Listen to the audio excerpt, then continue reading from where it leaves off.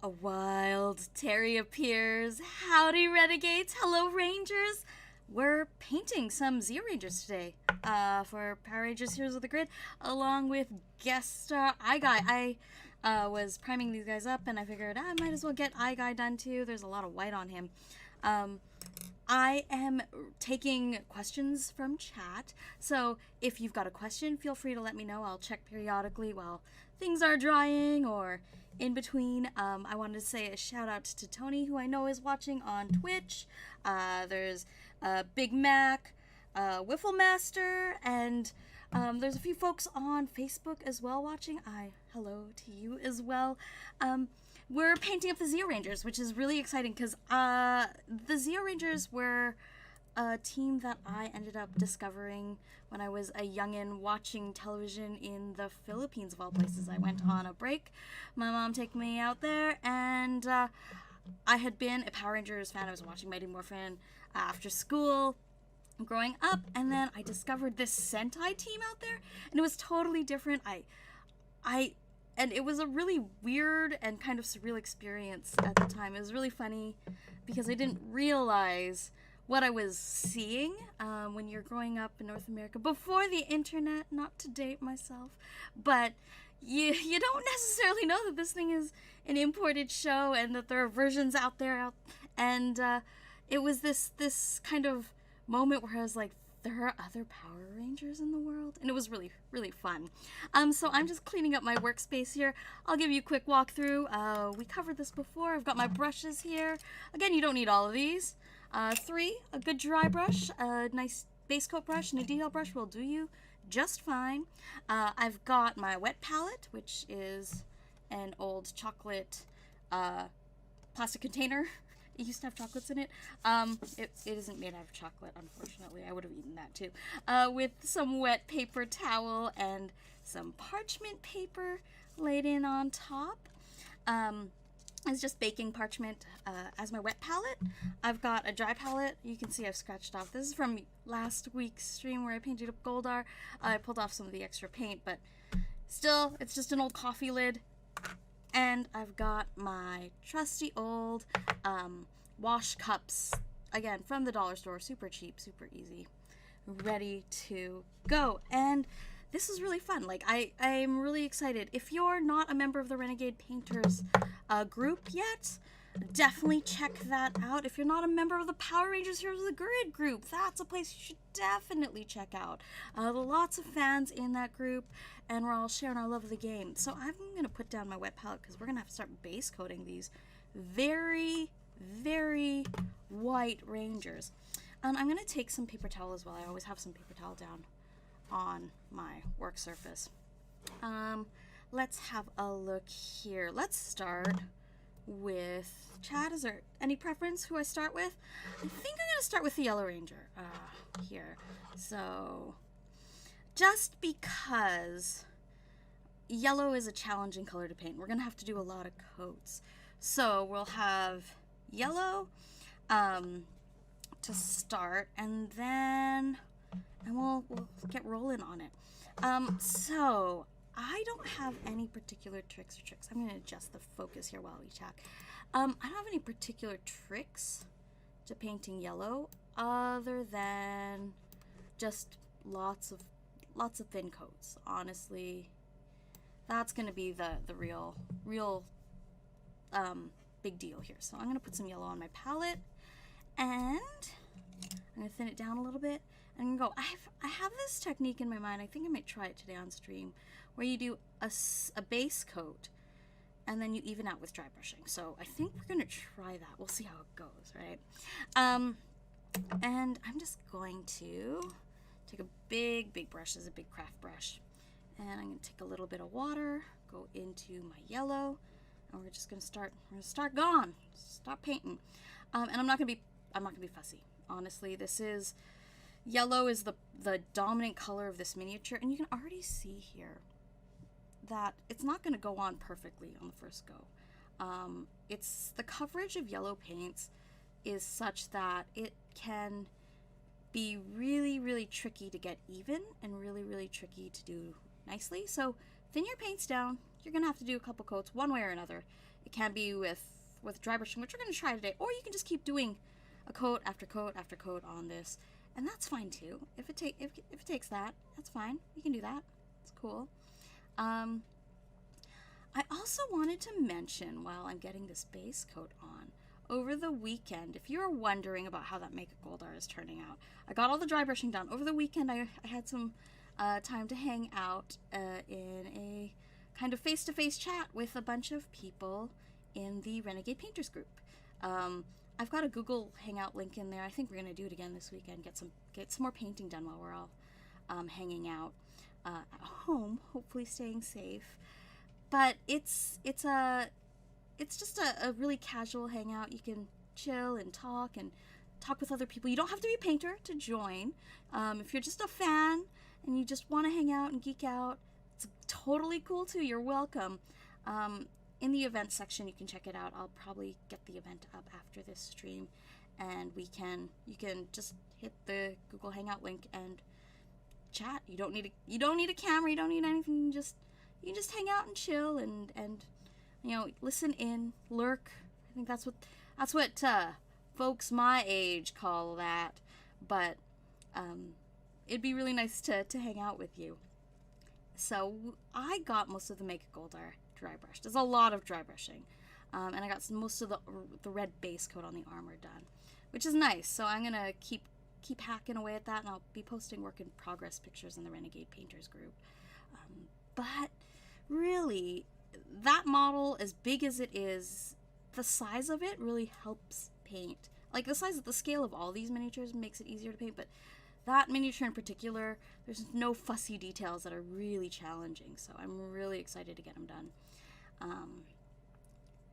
This, on the other hand, this yellow, I'm really interested to see how this dry brushing technique works. And if it doesn't work, it doesn't work. That's fine. That's kind of a part of miniature painting. It's a thing where, you try something, sometimes it works, sometimes it doesn't. You can always go over it again.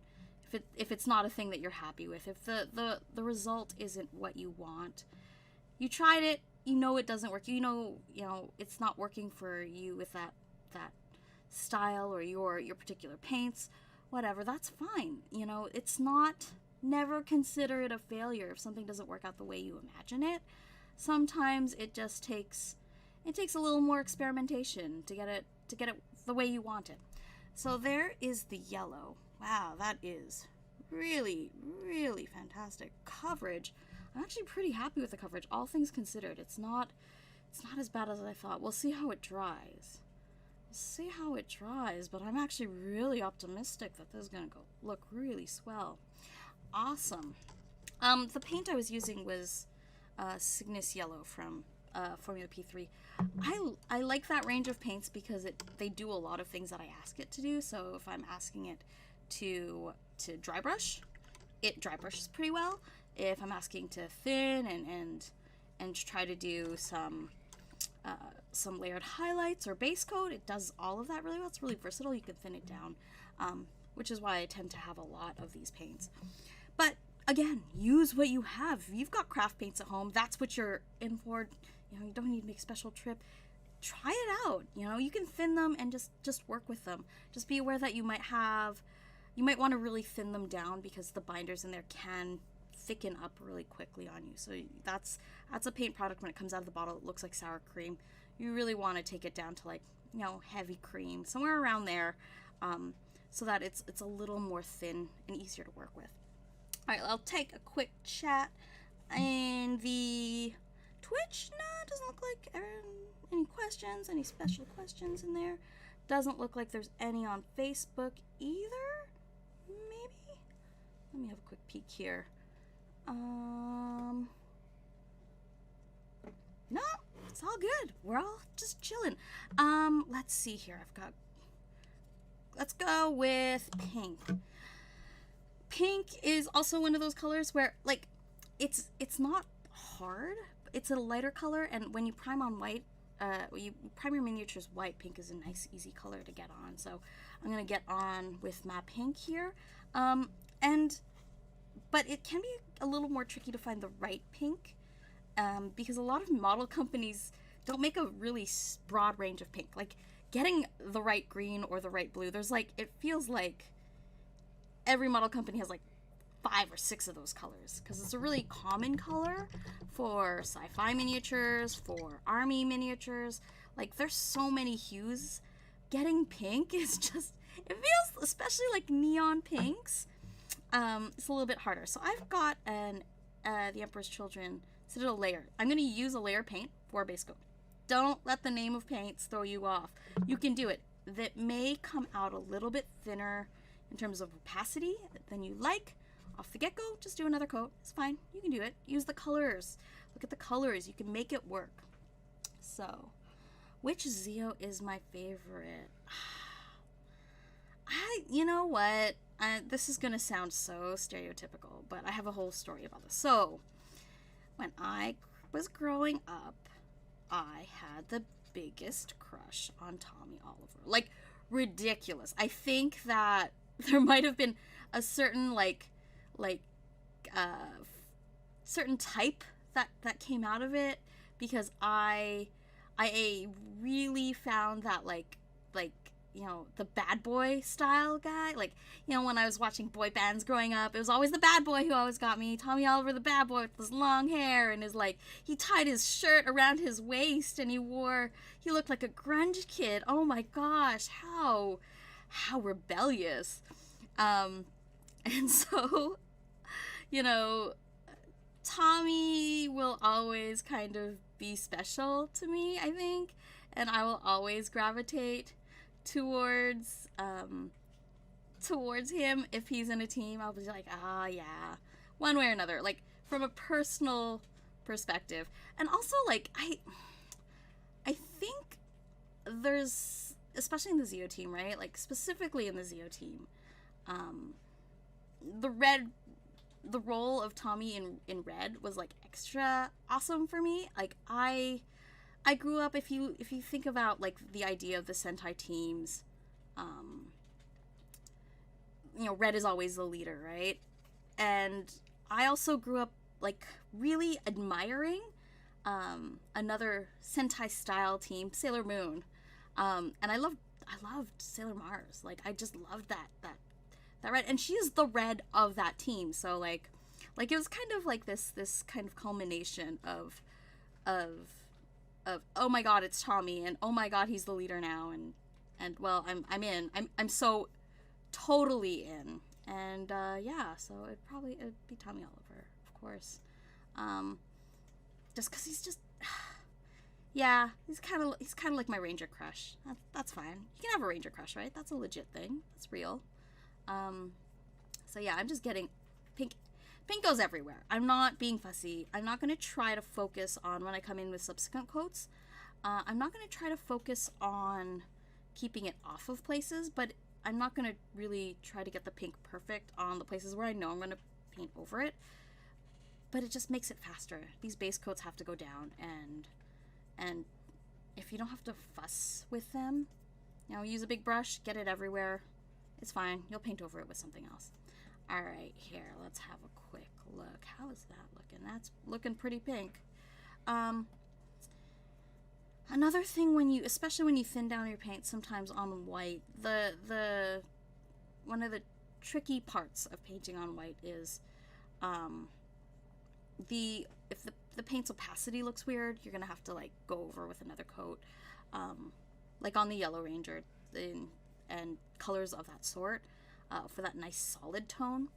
If you're working with a really thinned paint, sometimes the bubbles will expose it more. It makes it easier in one sense in that you can see where you have to re-base coat it, but if the paint isn't breaking the surface tension of the water and you've thinned your paints down, it might have to get pushed, if you know what I mean. So I'm using the tip of my brush to push that paint into, like, these recesses around her belt here, around her weapons, because it's gonna have to go there anyways.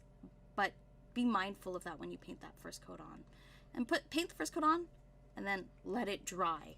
If you're fussing with it while it's drying, it's gonna end up looking not so great.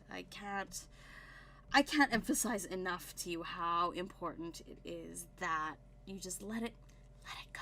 Just wait. Yeah? Yeah? Okay, cool.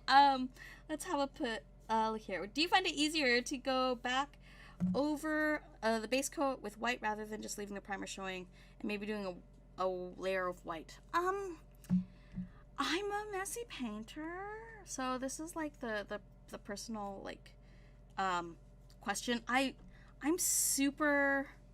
not careful enough. I can control the paint on the model afterwards, but when it comes with base coats especially, I really want that base coat to look as good as it can. And oftentimes I'm going to wash over it to get the shading in, and I'll do the predominant color all in one go. And then come in afterwards and clean that up and paint those details on top. That's just me. I would rather get those coats on looking great and then painting in the details, knowing that I'm going to be doing those white details, knowing that that's part of the model afterwards, than trying to paint around white primer, especially white primer, because I never feel like it's like perfect. And the way I prime these models white, they look really white on camera because I have a really bright light, but they're more on the gray tone. Let's see here if I can show it. You can kind of see a little bit with my white paint even. They're not truly white, they're more grayish, because I'm not trying to spray that primer on for true perfect white coverage. I'm trying to spray that primer on to get the base kind of color that I know I'm going to cover up with a proper base color, if that makes any sense. So yeah, that's the question. Let's see here. Oh, we're all talking about crushes. That's so cute. Mars was the coolest, right? She was cool. So let's get on to, I've got blue and green here. I'm gonna try this green here. So that pink, we talked about it. It was a layer color. I'm using it as base. That's fine. I'm not scared. I ain't scared. Let's do some base coats here on the Green Ranger. Awesome. I'd love to know if you're in chat and you've kind of been following the project, what your favorite like mechanic is out of this box. I think that there's some really cool mechanics in there. The star icon mechanics are cool. Like with the Zio team, there's a lot of like special mechanics, and I'm really interested to see what people are like excited to play.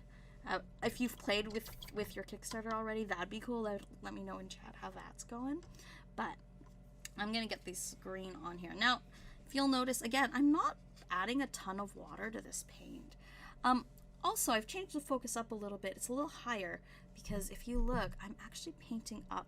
I'm trying to sit straight. I know I told you before, guys, that we're gonna try to take care of our bodies while we paint. And one way to do that is to actually prop yourself up a little bit. Come up closer to the table and put your forearms or your elbows up on the table and bring the model to your eye level instead of hunching down and down and down and then hurting your back and neck and just feeling awful after a good painting session. You want to feel really good when you walk away from the table. You want to feel like, hey, I got something done. This was great. I feel wonderful. Not, oh my God, why does my body hurt so much? If you're looking, I would love to also let me know in the comments if you're looking at the color going, Teri, I think you should change that up a little bit. I'm working off of the cards. I'm trying to match the reference art that's on hand.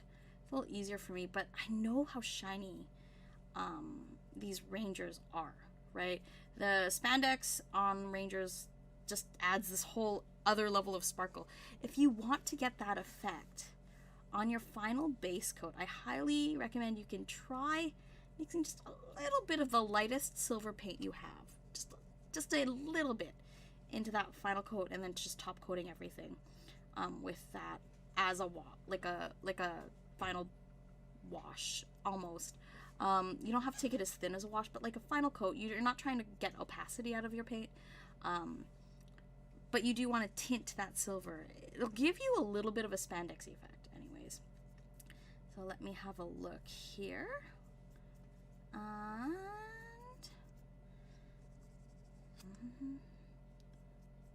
And we'll just take care of this green.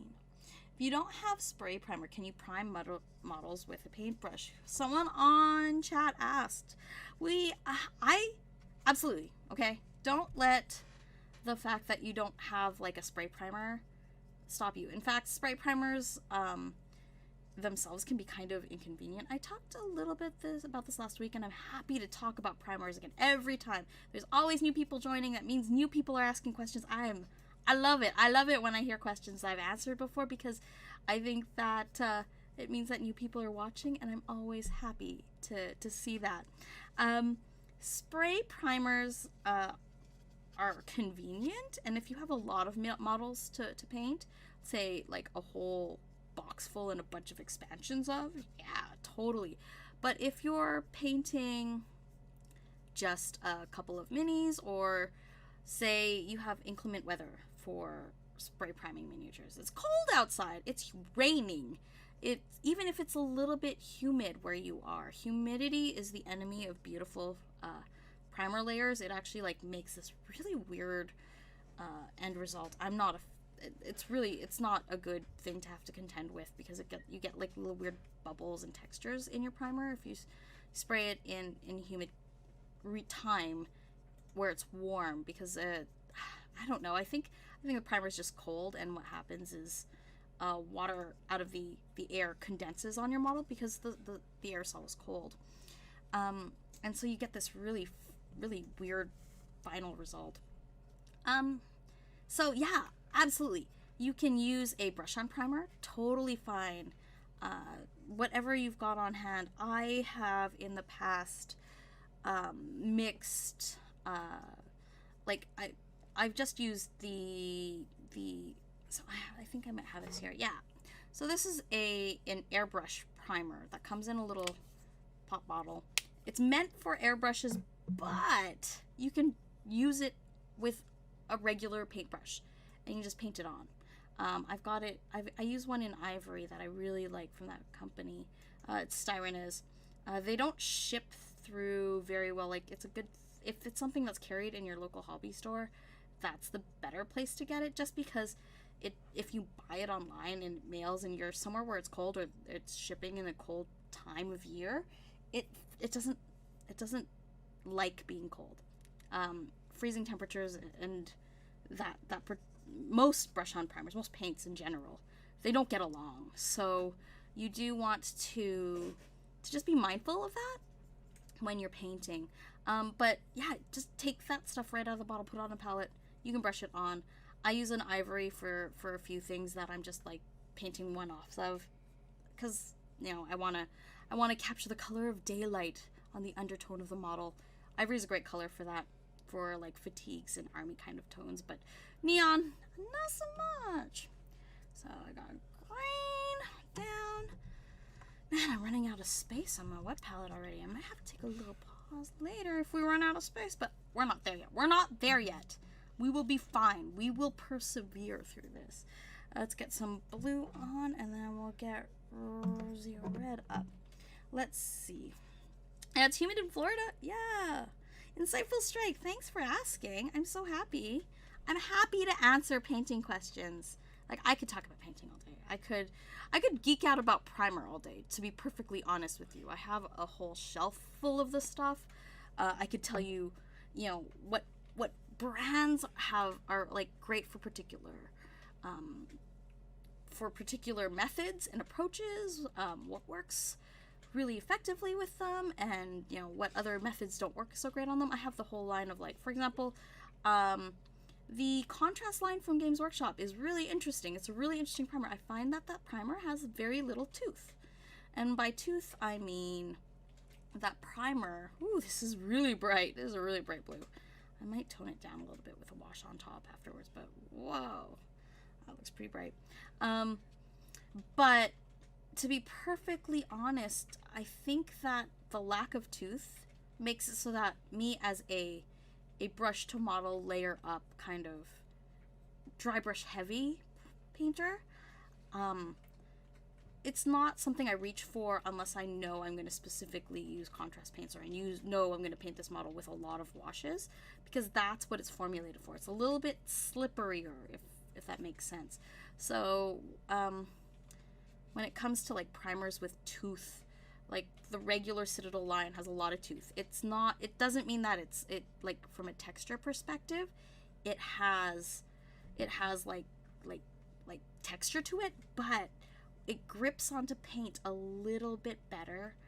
So if you're layering up base colors like this, the regular primer will do it, and you'll figure that out as you go. Sometimes if you prime a little too thick, even sometimes the primer will dry funny, and then it loses all of its tooth. It like adheres to itself and it sticks to itself and nothing else. So it becomes this really shiny mass of paint, and you can still paint over it, but it's a little more challenging to get paint to stick, if you will. And that's the point of primer. The first job of a good primer is to grip onto the paint you're going to apply afterwards. There's nothing more satisfying to me than painting a miniature for the first time and like really just going at it. There's nothing more heartbreaking to me than having to repaint miniatures, or that whose paint has rubbed off, has eroded off, or worse yet, like the model's broke and the paint is chipped on it from a fall or something. And it's one of the reasons why I really love this game. These plastic models, I'm not gonna lie, I see a lot of people who have like foam for their Power Rangers Heroes of the Grid, and I think that's a great investment and a great way to store it. Like if you're using foam trays to store your minis, it's solid. It's a great way to have somewhere to put them and keep them organized. I've seen other like Plano cases works really well as well, but I think foam to protect the minis is really overkill. I have really abused my miniatures, and I haven't had any breaks or bumps or anything like that. The polymer that they used on these miniatures is actually really good, and I finish my models with a really good finishing coat, a nice top coat. So there's the blue, to help hold on to that paint. That looks a little bright. Let me know, chat. Do you think that's a little too bright? Should I tone that down a little bit, or is that looking right to you? And we're gonna get on to see a red here. So this is, so what did I use for that? I used Signar Blue Highlight. I might need to go into Signar Blue Base to maybe tone that down a little bit.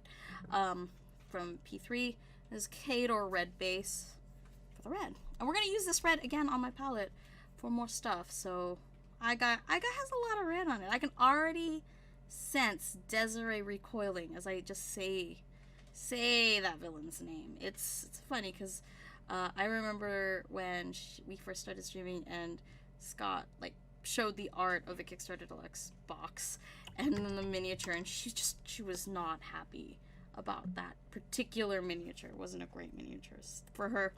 And you know, if you're not into that style, it can look pretty creepy. It looks pretty sinister in terms of like, if you were to rank the Power Rangers villains from like really sinister looking to really like campy and hilarious looking, I think Aigai is on the more sinister, creepy side.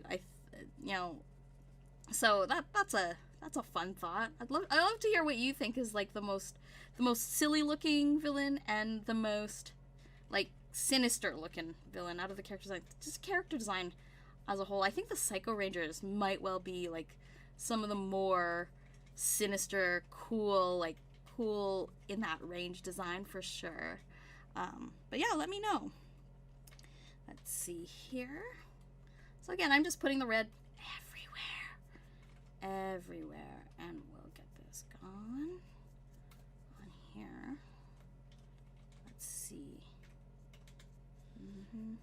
And while I wait for that to dry, we'll start working on Aigai. So, you know, if you're somewhere where it's relatively dry, these paints will dry pretty fast. Like, you don't have to wait as long as you think. What you should be looking for is shininess.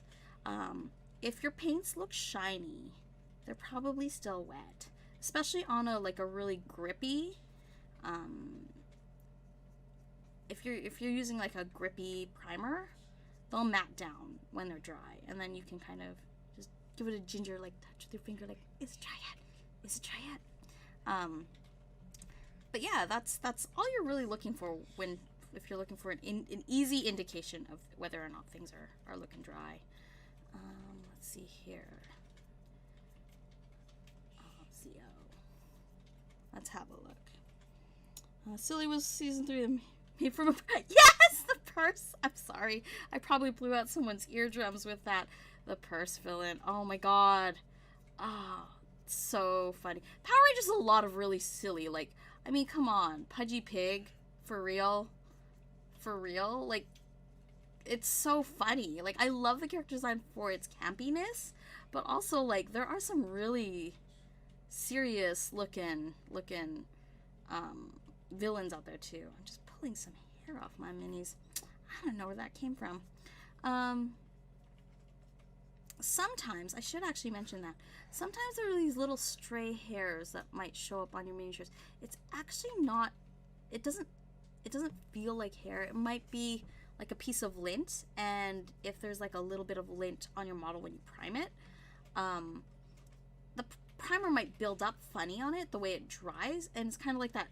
You get the same kind of effect as the hair in a can effect, and so sometimes your models might look a little like they have hair on them. It's not hair. It's probably just a little bit of primer drying funny on a piece of dust or lint or something. So. I try to be really good about my minis, but sometimes I set them on my priming tray a little too long, and then dust settles, and then I prime them, and oops, alas, I've got little fibers, but that's fine. It's nothing to stress about. Have a look here. Krabby Cabby. Anything from Turbo comes off as silly. Pudgy Pig was my first Power Rangers monster. I didn't get to see Day of the Dumpster in the original premiere. Oh. Let's see here. Yeah. There we go. Nice and red. If you are a painter and you're hanging out in chat, go ahead and share your tips too. If you've painted these up, I've seen some really beautiful paint jobs by folks in the Renegade Painters group. There's so many great painters out there. There are people who are coming out in that group who are like, this is my first time, and I am blown away by them. They are just, so good. It's so cool to see people who are just coming into the hobby and like really taking to it. It's pretty clear that they're taking to it well. So I love seeing that. Like, for me, like, I'm kind of embarrassed. I don't know if I have photos of some of the first miniatures I've painted. But when I see those ones, I can definitely say for sure that they're better than my first miniatures. So that's always something to take care of. Alright, so there's base coat of red. Zero red. I'm going to go through the Rangers real quick so you can see how they're drying. So I'm going to try to hold them by their bases, but I'm terrible about that. So this is yellow, and I'm noticing, so when I say I'm noticing some weird stuff in her the yellow, it might not be picking up a camera because of the lights, but there's a little bit of like grayness coming through, and it shows up as a little bit green, a little bit gray. The coat isn't perfect, so it doesn't have this like flawless yellow tone to it. It's yellow, and it's pretty even, actually. I'm pretty happy about that. But over here on the white, it pulled away from it bubbled funny, so it's a little white. There's a little white dot here on the boot. It didn't get covered. I'm going to let that dry a little bit more. And then do another whole base coat on her. Let's see here. Pink. You can kind of see there, too. You can see a little bit of what I'm talking about when it comes to, like, when you do a first base coat, usually I'll do 2. You can see some streakiness on the brush right there. Oh, my fingers are covered in paint already. Not a tidy painter, guys. And you can see a little bit of brush stroking happening on the back here. That's something we can adjust. And there, see, we can see it really clearly on the green here. Like, there's the bubbles I was talking about on the gun. Didn't quite, I've got to poke paint in there a little bit better. And I'm gonna recoat Adam for a proper green coat. And blue is still kind of drying, so you can kind of see, there's a little bit of shine when you compare the blue to the green. This one looks a little bit shinier. And that's what you're looking for if you're looking to see if it's wet. And red I'm gonna I'm not gonna touch. Oh, someone is doing, so NMM, what a mouthful. It's shorthand for non-metal metal. And it's this really interesting technique where you paint metal onto a miniature and you basically you paint the metal on specifically to look really sharp. So there are different techniques to non-metal metal where people are painting, say, the reflection of the sky and the earth into the metal.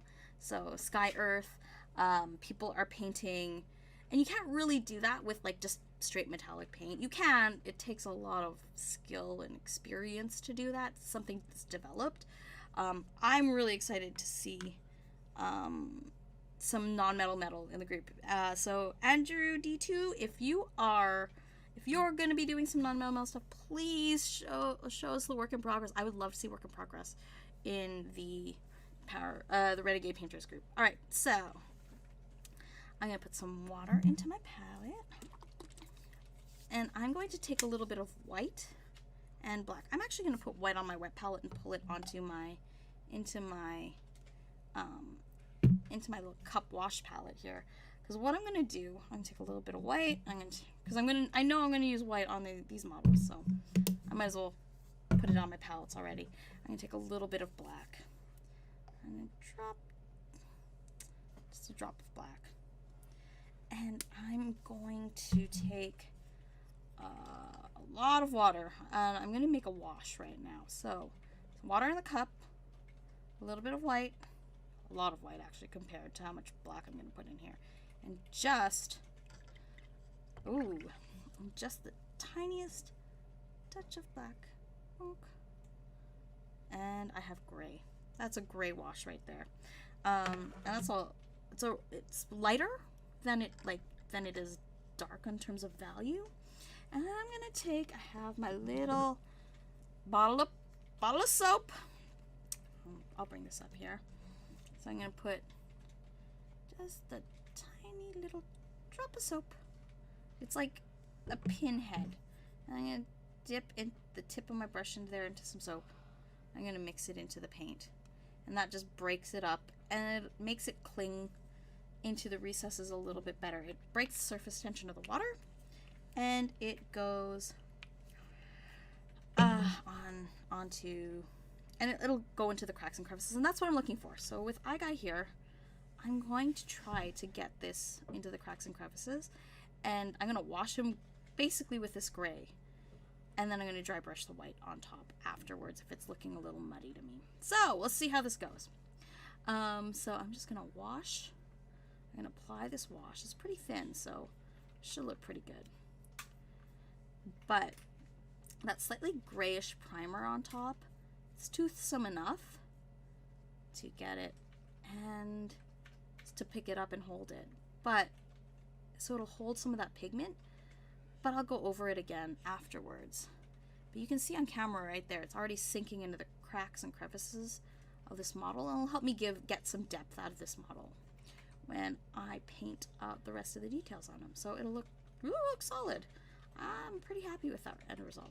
I know I'm gonna dry brush on top. And the reason why I'm gonna dry brush is I want to get the whites extra white on here, and it's a whole lot of white. So it'll help, again, it'll create that illusion of light and shadow that we're painting onto this miniature. If you haven't noticed, I've been using this big brush. It's a pretty sizable brush. Like compared to my thumb, like this is not like a detailed brush. I'm painting a lot of miniatures in a very short period of time. I want to get progress on them. Base coating brushes should be pretty big. So this is what I'm using to put my washes down. Ooh. And this is what I'm using to to put my base coats down because I'm not being fussy and I want to get those done first. And I want them to have a chance to like really set up before I start fussing with them on top with details. So Tyqualius, how do you go about painting the white fine lines on the helmets and shapes on the Zeo team? Would I do the same as Zeo Gold? Okay, so if you watched some of my last videos, Zeo Gold, what I did was I just dry brushed the gold on or to catch on the edge of the helmet. What I'm going to do is something kind of similar. I'm going to overpaint the edges inwards into the shape of the visor, and I'm going to paint the black in the visor out to match it.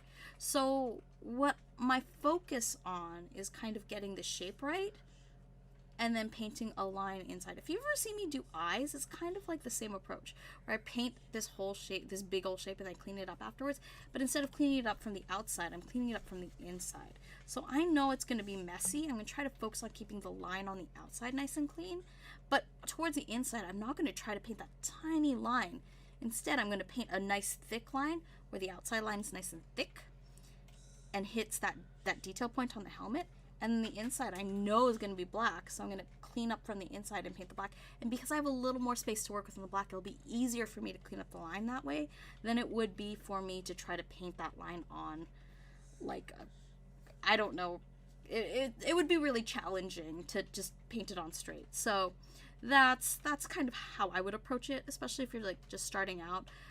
That's a nice, easy, and comfortable way to get it in. Let's see here. Any questions so far? I've got wash drying on eye guy here. He's looking eyeball-y, nice and eyeball-y. And shading up pretty nicely, I think. Looking pretty good. I missed a spot on his eye. It's the one thing about working with a really light wash. It's a really light gray. I can't emphasize that quite enough because I don't think it's easy to kind of pick that up.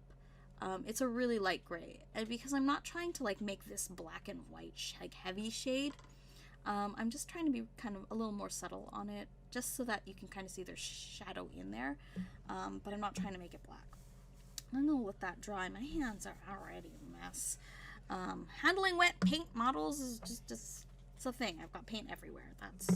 I wash my hands afterwards, just like you should be anyways. I wash my hands before, I wash my hands afterwards. That's normal. So let's get some second coats on here for the Zeo team, because I think that's really important. I'm gonna save the Yellow Ranger. I'm gonna do some fun stuff with some dry brushing. I think I'm pretty happy with generally how it looks. It looks pretty smooth. The layer paint's a little bit thinner. The pigmentation on that color is a little thinner, so I'm just gonna start in with that and doing another base coat on pink here, trying to even out those brush strokes, and just get a nice even coat. Again, if it's on somewhere I know I'm going to be painting over, I'm not going to stress about that area. But for most of this model, pink is the color, right? So we'll get that on there. Get that painted. Now, if you're not a part of the Power Rangers Heroes of Grid painting, or Heroes of the Grid community, you might not know we've been doing, we tried a Netflix watch party over on Friday, and that was really fun. It was fun enough. We watched one episode, and Scott got cranky that the TV stopped after the one episode.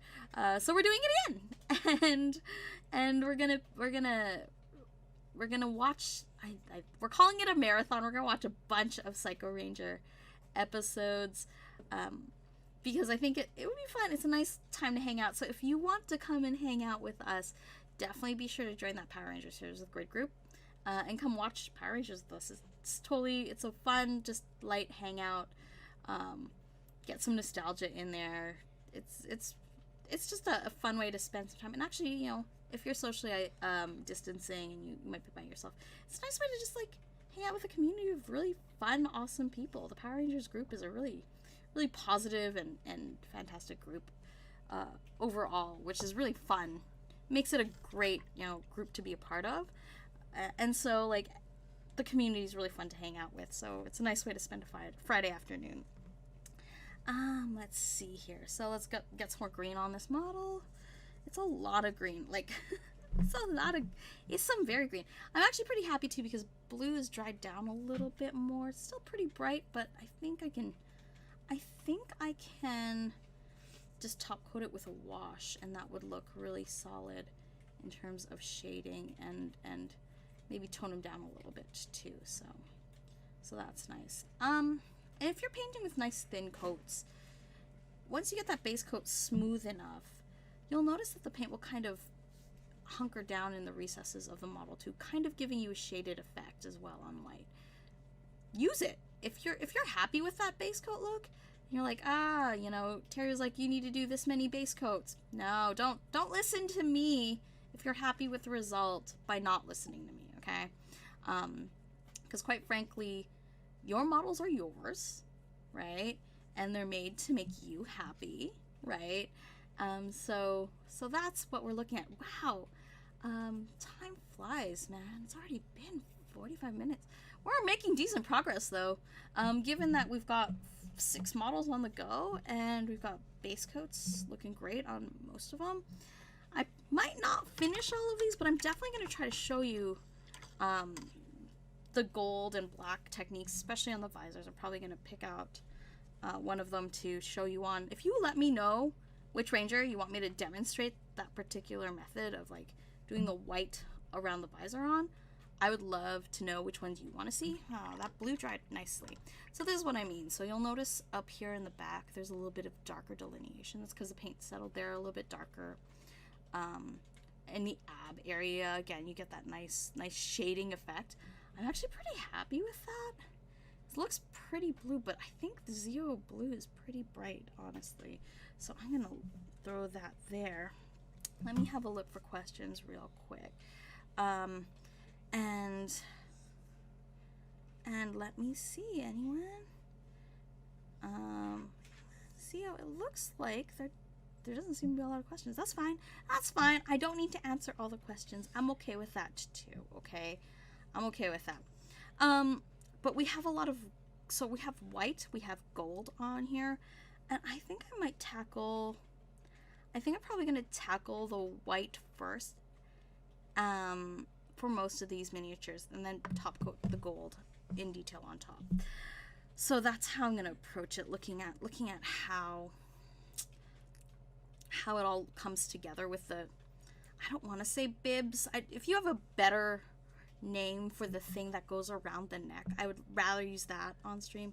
Yeah, Zeo Blue looks a little, I don't know, I'm thinking Zeo looks a little bright.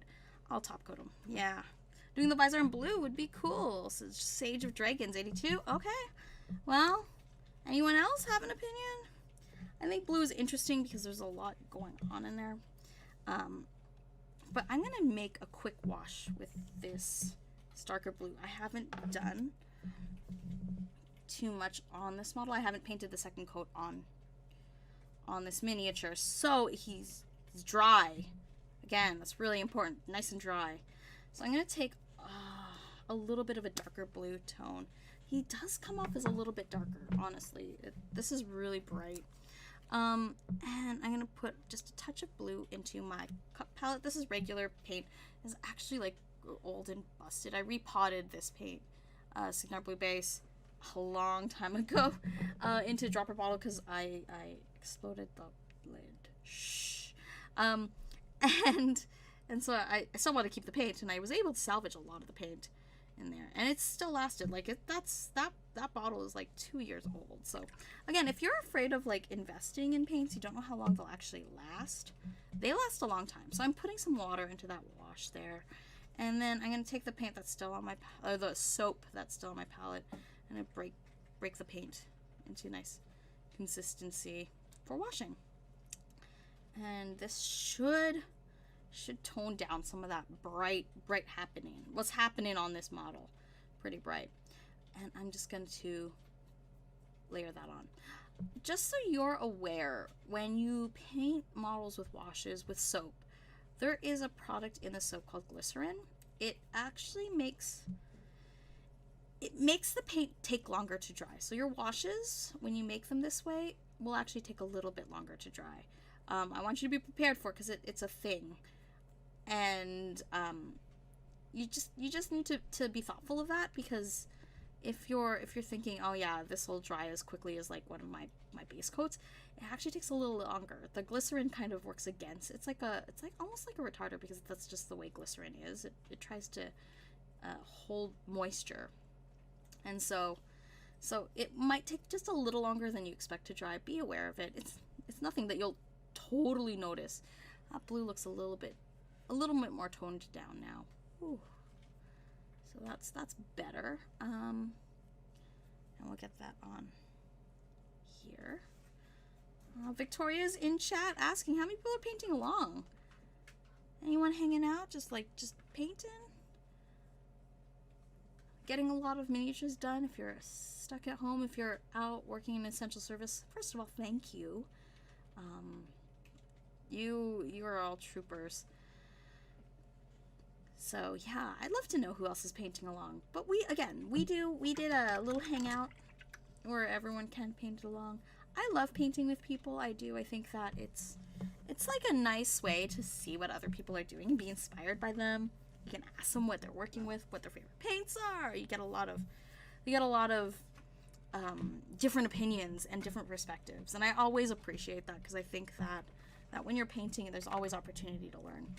All right, I've been procrastinating a little bit, trying to put it off a little bit, but let's try this thing with yellow here. So I've got my Cygnus yellow here, and I'm going to put it on my palette, and I'm going to just dry brush it on and see how it goes. If it evens out the brush strokes, some of the weird dark areas where the paint, what happens when you prime white and then paint a thin base coat on top is the paint recedes to the cracks and crevices. So you'll actually get more intensity, more even tone, the truer color of the paint in the cracks and crevices. And sometimes in the higher, more raised areas, you get this like weird effect that happens, that the paint pulls away from that area. So that's something that does sometimes happen. And I find that dry brushing is one way to address that. So we're gonna try it. Let's see.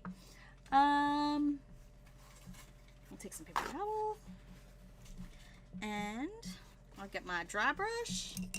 I'll get one of these. So this right there, it's my dry brush. It's a big brush again. Like, it's not small, it's not detailed, it's not anything.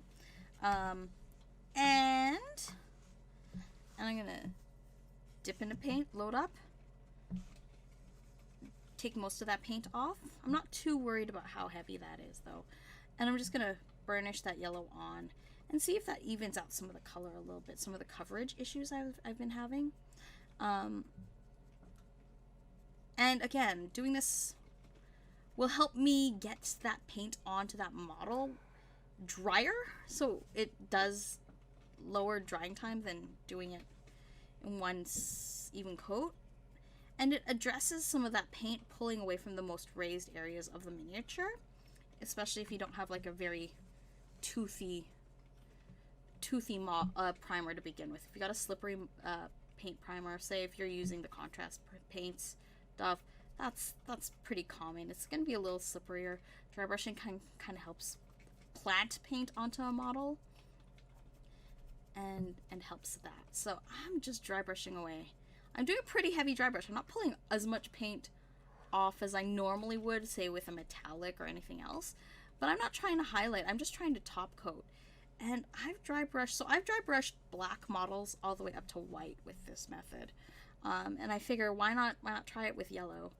And it looks pretty good. I'm pretty happy with it, actually. It looks like it's pulling up pretty nicely. Now, I'm actually really pleased. Wow, that's looking so solid.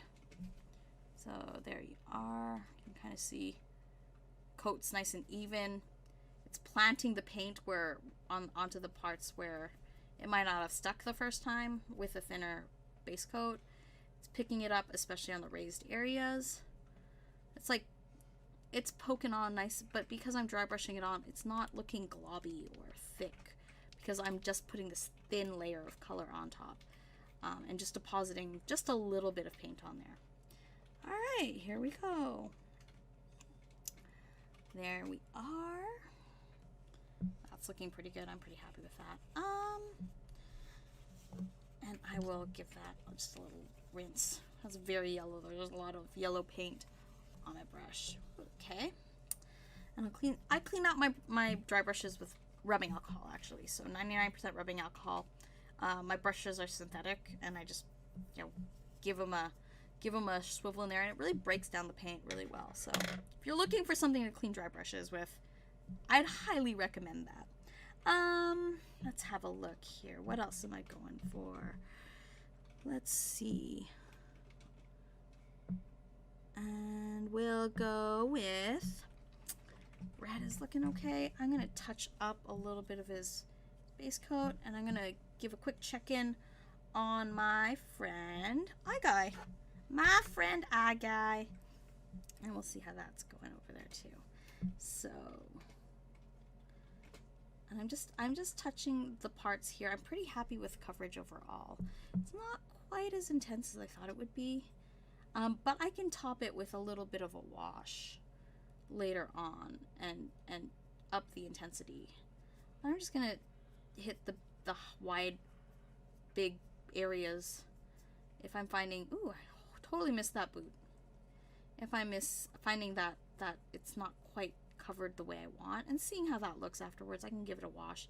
If that's a little more red, a little redder. Oh, I'm gonna hit his glove with white anyways. His helmet looks pretty good to me. There we are, Tommy. You're looking spiffy. So handsome. There we are. Red. And I'll let that dry, and we'll check up on Eye Guy over here. And he's looking pretty gray, actually. The shadows, the shades. Ooh! What happened? A little bit of a dot of red paint from when I was very aggressively base coating. That's fine. Let's just touch it up with a little bit of, I'll touch that up right now, actually, with a little bit of matching gray in here. So there's the red spot on him for some unknown reason, and we'll just touch that up with just a little bit of white and touch of gray. Barely notice it. I just want to make sure that base coat looks pretty even, because at this point, we're going to dry brush him with a little bit of white. I just want to make sure the wash is nice and dry before I get into it. But yeah, that's what that wash, nice and recessed in there. It's looking very shaded. It's looking like gotta hang out with those eyeballs a little bit. Pushed out and smoothed out. And so what I'm going to try to do in focusing on the dry brushing here as I get into it, I'm just going to touch it up with a little bit of gray. Just cover up the white to match the kind of general base coat of the area. It'll get covered up anyways. I'm not looking for super amazing coverage. By dry brushing the white on, I'm looking to just kind of catch where the white would be the whitest on Eye Guy here. So, and that would kind of be on the tops, on the outsides. So we're just going to keep it really light, really simple, really straightforward. And put a little bit of white on my palette here. And we're going to go at her. We're just, no stress. Now, if you're dry brushing with white and you have a white paper towel and you're like, I don't know if I took enough paint off, I just put a little bit of white on my thumb. I take that brush onto my thumb and I can see whether or not that's kind of the effect that will go, if I'm happy with that effect on my model. Because that's what it will look like when you start dry brushing on your model, is what that paint looks like on your thumb. It's a nice, easy, quick cheat, I guess, on it, and it's nice and quick.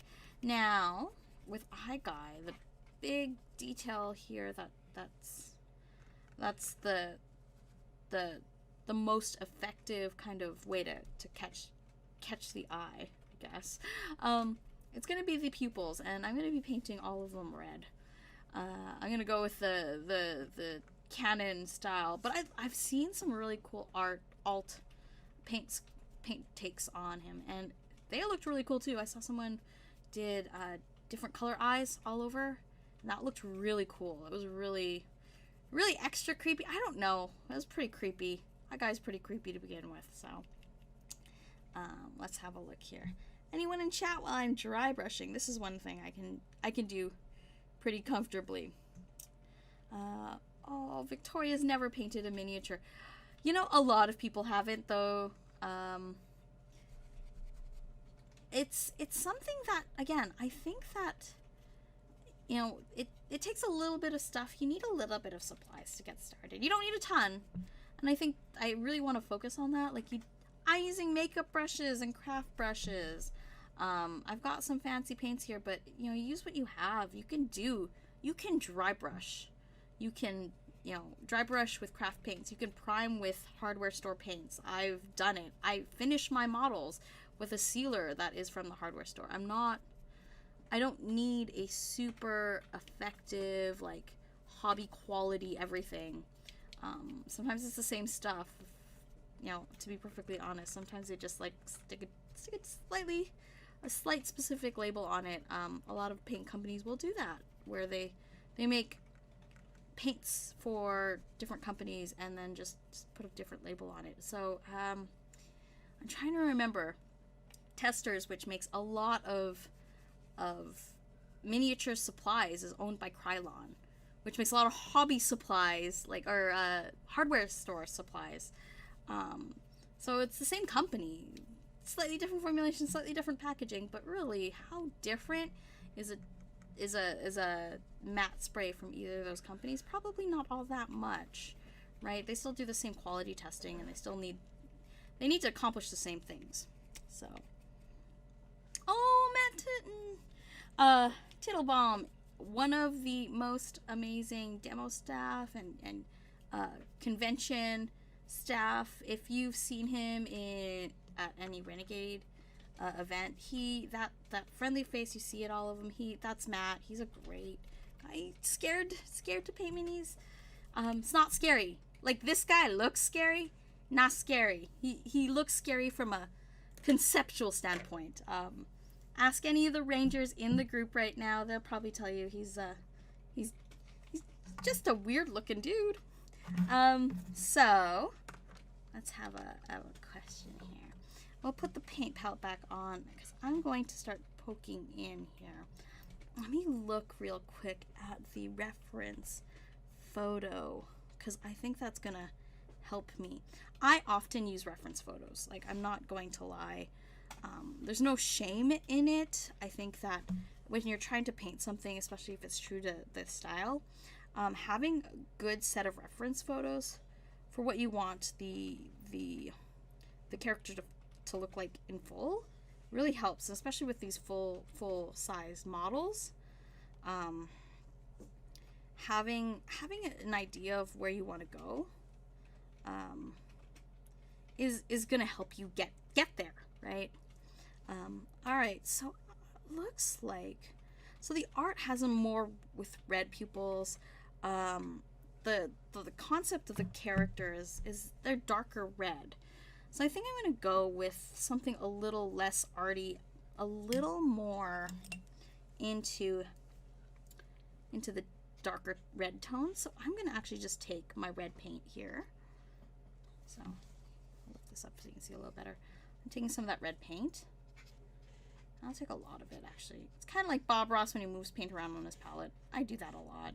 And I try to work with the paints that are on my palettes already, if I can, instead of pulling new paint, because I'm lazy. I'm a lazy painter. I'll use what I have, and I'll take some of the black, just a tip, just a little tip full of paint. I'll mix that into the red and see what I get. And this nice dark, creepy red color. Oh, that's perfect. That's what I was looking for. That's more the color of the eye guy's bits, and then he's got like little blacker dots in the inside. But I'm gonna start out here, and I think I'm gonna start in, and some of his eyes are different colors too. It looks like there's like browns and hazels in there. We can play with that a little more. But I'm going to paint in just like that, just like that. Just little circles. I'm going to focus on using the tip of my brush and wiggling it around and letting the model catch the edges of my brush, right? I'm not going to try to paint the circle. I'm going to move my brush around in the circle of this model and that model is going to do the work for me. And I'm just going to use the recessives just a little bit. It doesn't have to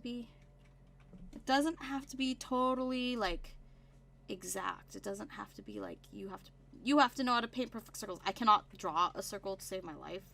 Like, to be perfectly honest, drawing like a perfect circle is, the idea of that is creepy to me. Like, let me trace a plate, like, seriously. But letting the model do a little bit of work, it'll get you there. It'll get you there. So here we are, painting creepy red pupils. Holy smokes, there was a network error? Oh, that's painful. I'm sorry. I disappeared on y'all. If you haven't, this is part 2, I guess, of our painting stream today. Sorry, we had a little bit of technical difficulties there, but we're still at it. It's fine. We're all good. And I'm just touching up a little bit some of the red. So, we're back to painting Eye Guy.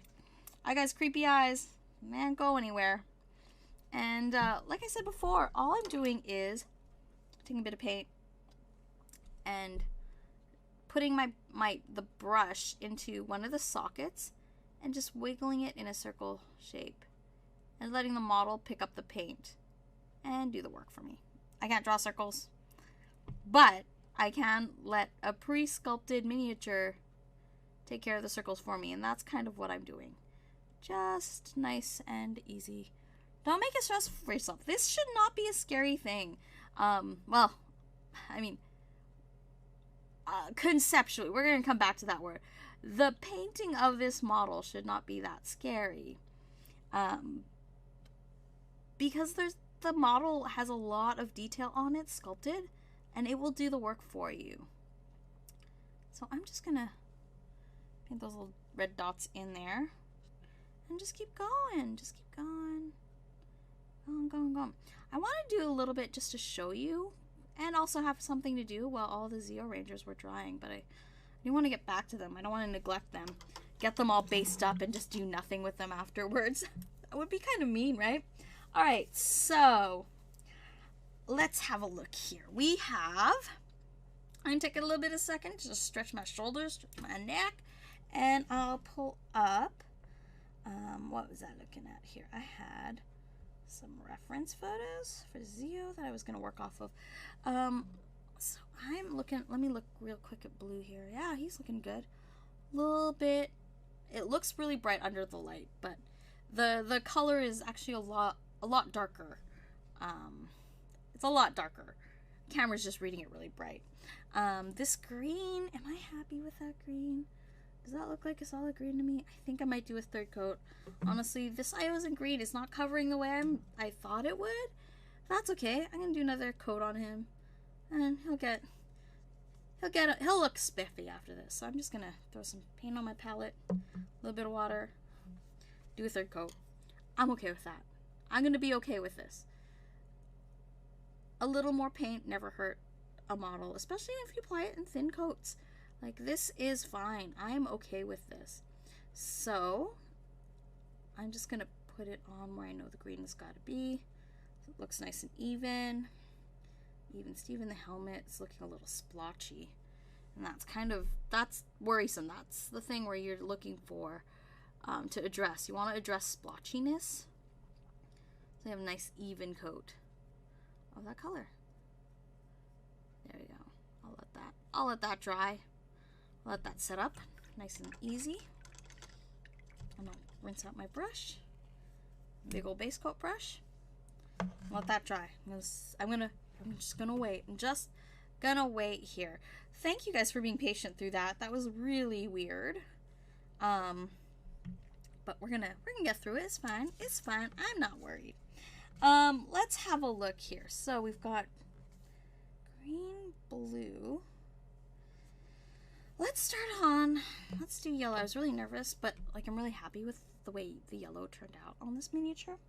And the detailing, let me have a better look at the skirt here because the detailing is real. The details are real. The skirt it has this piping sculpted on, but it's not really a thing that's colored. What is colored is this gold around her neck. And and the white. So I'm going to actually paint that whole bib white, I think.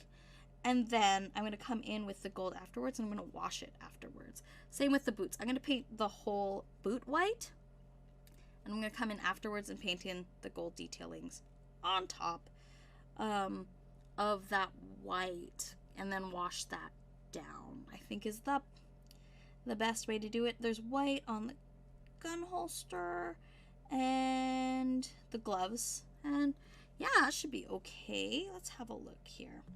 So we're going to do these big details next, and then it shouldn't be too hard. And I've got this whole pile of white over here that I was waiting for my rangers. So, and I know with white especially, I'm going to have to do a couple coats. That's fine. And the reason why I'm going to base coat the gold with white is it actually shines a little bit brighter. And then the wash will sink in and it'll darken around it. And I think that'll be a nice effect. You can, I know I did this whole dry brushing thing on Goldar on black. And if that's the approach you want to take, you could totally take that. That's totally a viable way to get the gold on a miniature. But I think that with this finer detail, I want to let the wash do the work as opposed to let the dry brush do the work. Now, that's just from my experience working with paints. I think that that'll look a little nicer. And one way to make sure that the white looks nice for it is, or that the gold looks nice and bright on it, is to paint it over white. And then wash that whole thing down. And the gold will actually pop a little bit more. So yeah, that's what I'm doing. I'm painting everything that is going to be white or gold white. Again, not going to stress too much about coverage on this first coat. 2 thin coats. But it's looking pretty solid so far. I can't imagine, like, if I had to prime and try to paint around this, I wouldn't feel comfortable doing the smooth coats. But if you want to, like, try to preserve some of that white in the primer phase, you can totally do that too. This isn't a you must do this kind of stream. I'm not that kind of painter. I do weird things that other people don't do, that aren't optimal. I'm kind of a get-her-done kind of painter. And for me, it's easier to paint big areas and not stress about them.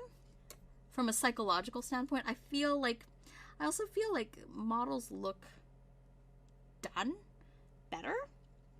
Like, as I color block them this way, because I can see how the model's coming together with the color block.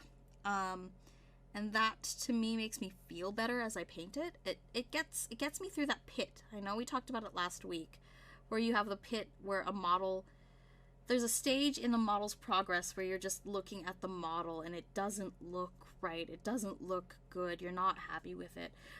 Sometimes early on, that's what happens to me. Sometimes pretty late when if I'm doing a top to bottom model wash and I put that wash on and things are not looking right because everything I've just spent all my work doing is looking kind of dark. That happens a lot. And that's just part of the process, and you get through that pit. But when I find that when I color block this way, like if the whole model looks yellow, and then the whole model looks nice and even, and then I start color blocking the white in, and it looks nice and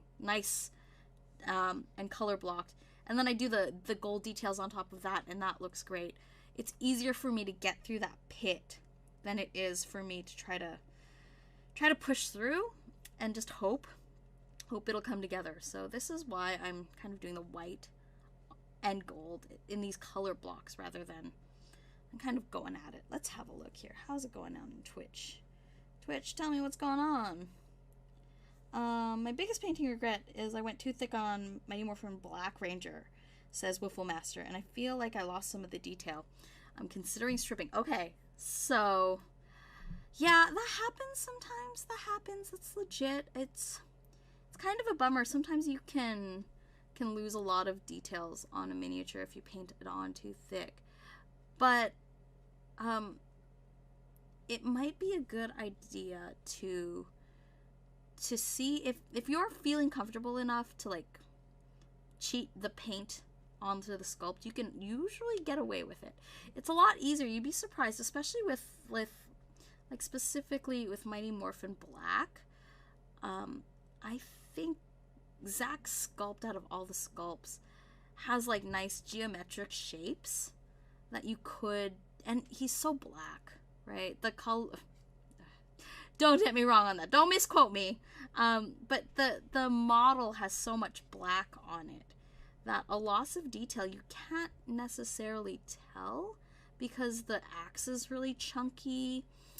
You can almost cheat and get away with painting those missing details on, even if you have a hint of it. If you emphasize it a little more with a little bit of brighter paint, you might be able to fake that on. There comes a point in every model, like where miniature painters start, I don't want to say freehanding because it's not really what's happening, but they get really good at painting light and shadow to the point that it almost feels like they're freehanding details on there. And that's what happens if they're working on a less than detailed sculpt. They may add, it's kind of like when you paint makeup onto Rita's face, right? Like, the makeup isn't sculpted on there, the eyelashes are not on there, the cheek highlights are not on there, but you know the color should be there. It's sort of the same kind of approach.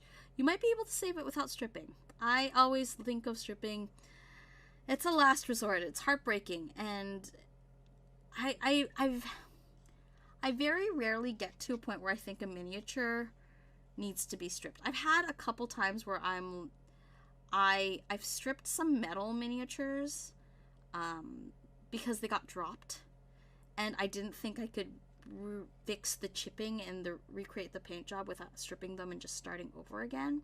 But that was like significant damage. I honestly think that you might be able to save it if you try. I'd love to see what it looks like. If you want to post that Whifflemaster in the Renegade Painters group, a few really experienced painters can have a look at it and let you know if it's worth spending the time and effort and mess. Stripping models is also just a mess. And maybe skipping that, if you can avoid it, I recommend it. So there we go. Stripping models primer because I sprayed it when it was cold and forgot to heat the can up, all gloopy. Oh, primer struggles are real. If you have to strip because the primer wasn't great, that's legitimate. That's like one of those, you know, you're in a rough place if you're there. If it's too gloopy and like the texture shows, that's real. That's painful. These plastics, I haven't done a ton of experimenting with them in terms of stripping, but I know for a fact that I've taken a little bit of isopropyl alcohol to them for cleanup, and they're fine. The plastics don't react.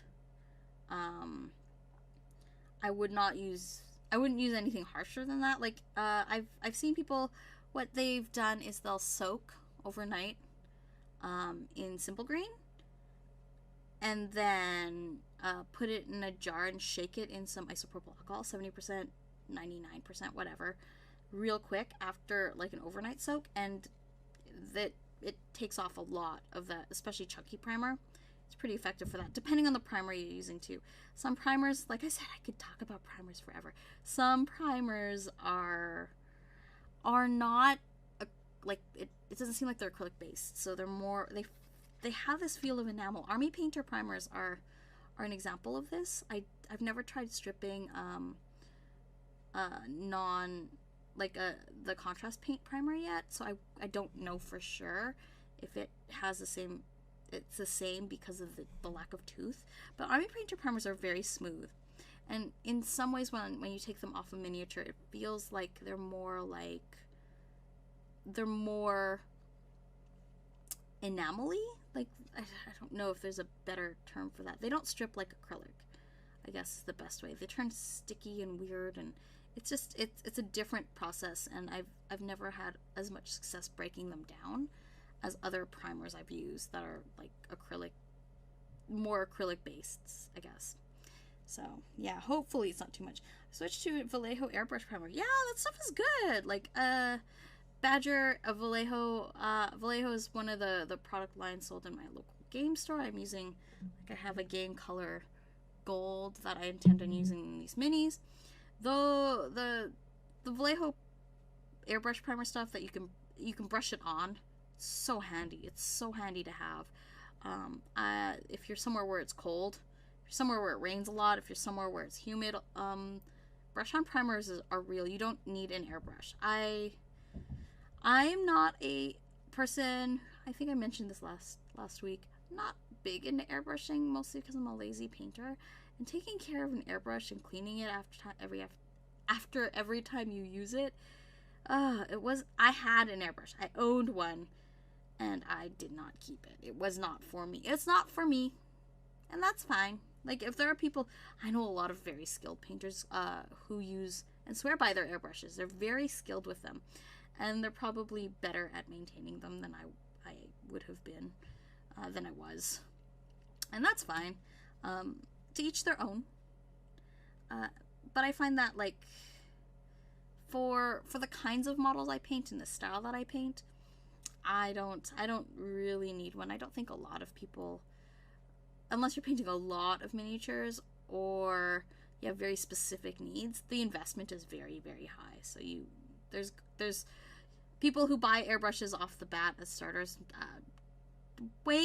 Figure out what your needs are first before you jump in that deep into the ocean that is hobby supplies, because you might find that you're fine with that one, or you don't paint enough to justify cleaning it, justify using it. If you are, then this is a super fantastic investment. So I'm not trying to nay you. I'm not a naysayer. There we go. So the white's looking pretty good. Just tried it. Use it for priming now. Oh, that's awesome. That's super awesome. And like, again, it's really good to have something that works for you for priming, especially. It's like airbrush primer can be really good, but you can also just use it to brush on, like I said earlier. So what else do I have here?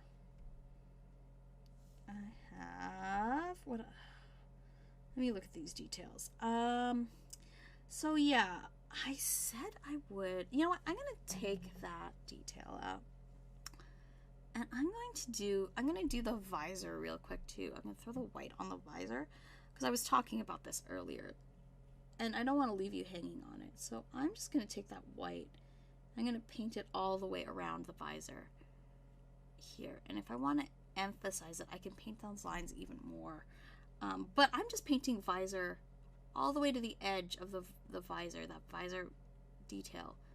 I'm painting white all the way to the outside of it, and then I'm just going to fill that in afterwards with black, leaving that white edge visible on the model. Like I said, instead of trying to paint this tiny detail, and it's very small, and keep a brush like smooth and straight on that, I'm gonna skip that part. I'm just gonna paint the white onto the edge and then paint the black into it on the afterwards. I'm trying really hard to keep the outside edge nice and clean though, so between the two zones, keep it nice and clean there. You can kind of see a little bit there. Ooh. See if I can dim that a little bit with my hand. So that's where that's looking. And I'm going to paint all the way to the edge on that visor and get that looking pretty solid. So here we go. Just pushing out all the way, taking your time. Like, this is a part where it's just like, if you know you have to paint to a border and you're just going to take your time, this is the perfect time to talk about overpainting your edges initially. So I painted that yellow all the way through that helmet because I knew I was going to paint white to that edge, and it's easier for me to keep that clean white edge if the yellow goes onto and past it, because I'm painting the lines to meet rather than trying to match them together where there might end up being an area that isn't painted at all. So that's the white on there. I'll let that dry a little bit. Still looking kind of shiny in some parts, and I still want to paint the gold on top, but there's the white, and then we'll put the gold on afterwards. So, whew, we only have half an hour. I think I'm going to get the yellow through. I'm going to push through on that miniature, get all the white on that mini done up. So the belt is gold. So I'm just gonna take that same, yeah, I'll take that same white and just do a base of it. I'm not too stressed on this one though to try to like white out the white. This whole thing's gonna be pretty gold, and that's fine. I'm gonna be okay with that, and I'll just rely on the wash to shade it down. I don't want to fill too much paint into these details on the belt, so thin paint's really important here. So working with thin paint to just apply the color and not fill the gaps in those tiny details on the belt, that's going to be really important. And we'll go through here and paint it through. And then I'll hit the belt on the back side. I don't know what color the buckles are. If someone wants to help me out, the buckles in the back, I might just leave them gold otherwise if I don't, no one chimes in. And I'll throw that there and just bring my brush across it, nice and easy. Nice and straightforward. I'm not going to stress too much. This isn't supposed to be stressful. It's just supposed to be enjoyable. And a nice way to kind of focus on one thing at a time. If you're painting along with me, I'd love to know what you're working on. Let me know in chat what's happening there. And let's see. That looks pretty white. Nice white there, white there. Her size have these little details. I can just paint those gold. Or her nunchuck, sorry, my bad. Throw some white onto there. Again, again, this is not supposed to be stressful, so I'm not going to let it become stressful for me. I'm just going to go with the flow. And if there are other details I realize I've missed afterwards, I can just repaint them on. The nice thing about using like a matte sealant is it also clings onto paint like primer. So if you finish your miniature, you seal it up, and you're like, oh, I forgot one thing, you can always paint it on top of a matte coat and then seal it off again. Real quick spray. It doesn't have to be stressful. And that's something that I'd often do, to be perfectly honest with you. The more I look at a miniature, the more familiar with it, the more I see it on the tabletop especially. Like, I'll declare a model done, I'll put it down, I'll play with it, I'll see it, I'll be like, oh, I really wanted to paint X, and I'll paint it. Make me happy. That's totally fine. Don't hesitate to ever do that. What I really do want to encourage people to do though is bring their models to the gaming table after they're painted, and maybe even during the process, and see it. But don't make the decision about whether or not you should repaint something or do more to it until you've played with it a couple times, until you've seen it at a distance that makes sense for the purpose of the model, for gaming with it. Like, look at the model in its environment, and then make the decision about whether or not you want to keep going. If you want to stress on details more, if you want to emphasize something more, if you want to go back in, it's totally your call. I'm not going to say no, but I will encourage you to take a second to maybe just,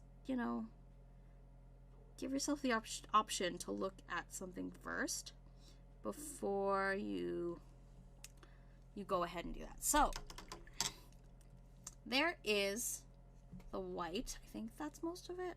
I've got to do the holster. I'll get that white on there, and we'll let it dry. Just wait. And we'll let that go. Let's see. Is there anyone in chat? What's chat saying? Take a quick. Really torn between doing these either way, using black and then dry brushing or method. But I imagine white might be more challenging on black. The yellow is more challenging on black. Okay. As I have painted yellow on black, and that wasn't a fun time. I did not enjoy the process of that. Some people might. Like, if you're using an airbrush or you're doing that sort of thing, it might be really not a sweat. It was it took so long because the black primer has such a blue undertone to it. So every coat felt like I was just painting a yellow coat on top of green and then seeing green peek through. And then doing it again, and then doing it again, and then doing it again. There are a lot of colors that would look great on black. The red will look pretty good on black, like 2-3 coats. The blue will look really good on black, like 1 or 2 coats. The green will probably look better on black than white. If you have the option, you can like split your models. Pink can be primed white. Yellow should be primed white. You can flip a coin for green and blue. They could go black pretty easily, and you don't have to stress about them. Red, same deal. Like, you'll get a slightly darker finished result unless you spend a lot of time just like doing multiple base coats. And if that's cool with you, that's fine. You know, they can look really good, but yellow on black it's actually not the white that's the problem. White is pretty good on black. I can do white on black because you can work through the gray scales. But when you mix yellow with black in paint, it doesn't look as good. So it's a painful, challenging experience, and so that's why I prime in white for most of my ranger teams, because I know I'm gonna have to deal with a yellow ranger. I'm gonna have to deal with a pink ranger. I know I've had a lot of questions about the Hyper Force Rangers. Like, they're the split colors, the yellow, particularly. I know people are struggling and have had a hard time with it.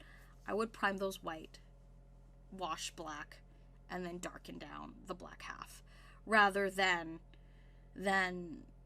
and start with the yellow base on most everything and then blacken everything down the parts that need to be black, rather than priming black and trying to work the yellow up. Because yeah, I've yellow is a particularly challenging color by reputation, because it's not something that's easy to paint on black. To be perfectly honest, it's not easy to paint it on black. Let's see here. I remember having a hard time with the Hyperforce Yellow, who is primed black. I think it's the gold I'm stressing about on most. Oh, so if you're doing, the gold doesn't have to be. So I'm gonna do gold right now. I'm gonna hope this white looks dry. Most of the bib white looks dry. I'm gonna show you how to do the gold right now. We don't have to stress. I promise you, it's not stressful. I'm gonna put some gold on my palette. There's some gold on my palette. Thin it down a little bit. And I'm gonna take a nice detail brush. So this is my super big base coat brush. This is kind of like the same size base coat brush. This one just has a nicer tip that I use for, like, I'll do it for like highlights and details because I like how much paint it holds. So I was painting some of the eye guy eyes with it because it has a nice tip. You don't need a super tiny brush. But for the gold, psychologically, I want to use something with a little tiny brush. So this is my detail brush I'm going to go in with. I'm going to go into some gold. And I'm going to, let's do up those. There's like the neck detailing up around the neck at the top. I'm going to touch that up a little bit here, and we can make sure it all looks okay. But I think this is going to look okay. So let's just avoid this stress right now. So I'm gonna just take some of the gold and paint that line on. So right now I'm just using the tip and just following the line of the model. And it should be pretty easy for you to just draw these lines. If it makes it even easier for you, what I've often done for trying to do these sorts of lines is I'll take a very thin paint and I will draw dots on a model. So I'll go a dot here, a dot here, a dot here, and I'll let those dry, and I'll then connect the dots. It's easier to paint little dots all over the model where you know you're going to want the paint. So I'm going to do it on this upper part of where the gold detail is. This is just for you, Lonely God. 182. I'm going to show you how I do these tiny details. So this isn't too bad either. On the scale of the model, it's actually pretty significant. So I've got these little dots. I'm just painting those dots on. There's some gold dots on that neck. And then I'm going to just start to connect them on the edge. Again, just like that.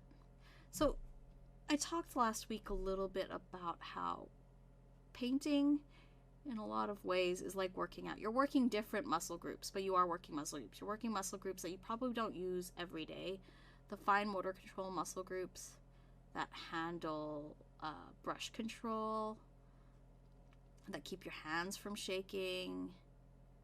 Those are muscle groups we don't necessarily use to the same extent in our everyday lives. Sometimes they've gotten weak, sometimes they've atrophied a little bit. Those stabilizer muscles in your wrists and your fingers, those are muscles that you have to exercise to strengthen up again. So it might take some time to get there. And what I really encourage people to do is, if they're in that place, to just practice and then rest. Like, it's like working out, you know. Do you lift, Ranger? You might have to. You might have to have those rest periods. So, you know, pushing through for a 4-hour paint sesh might not be the best idea if you're in a place where you get sore or your hands shake. And paint a little bit. I'm a big fan of, like, I'm going to sit down for half an hour and I'm going to get some painting done every day.